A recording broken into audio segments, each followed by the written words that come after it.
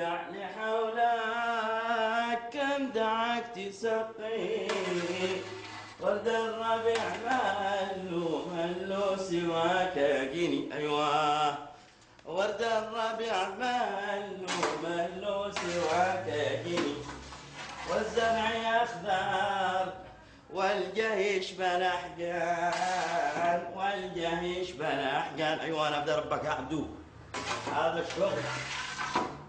إياها الله خبزتين. الزباين يقول يا أخي ما بيش زبون ولا بيش حاجة. السلام عليكم. وعليكم السلام. عندك خبز؟ عندي خبز، يعني المحل هذا مستاجره وفاعل الفرن هذا، وعندي طحين وعندي كل حاجة. تجي عندي تقول لي عندك خبز أقول لك لا. ما أدري شلون تحاسيني. هيا خذ لك خبزتين وانقلع من هنا. حط الريال هنا. قلعوا راسك، خلاك عندك خبز. كيش طيب؟ قلع.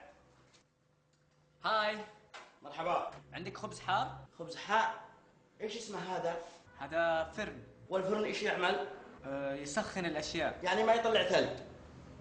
هيا خذ لك خبزتين من هنا وانقلع عن وجهي، لاني انا خلاص فض بيه ومليت. يلا فقعوا راسك. هات عندك خبز حار. ايش الاسئله البايخه هذه؟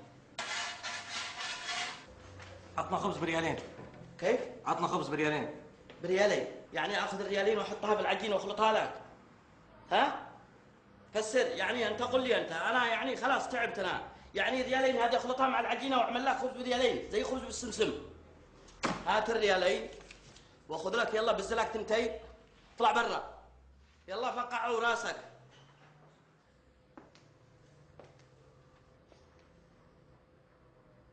أنا عبد الكريم موظف البلدية. مرحبا. أبغى أشوف رخصة المحل. رخصة؟ يعني المحل هذا سيارة ولا عيش؟ ولا ممكن الفرن هذا دركسو؟ ولا ممكن العصا هذه غير أرضي؟ إيش الكلام الفاضي حقك هذا؟ هياها طلع من هنا. قال لك رخصة، احنا افتكينا من المرور. ما بش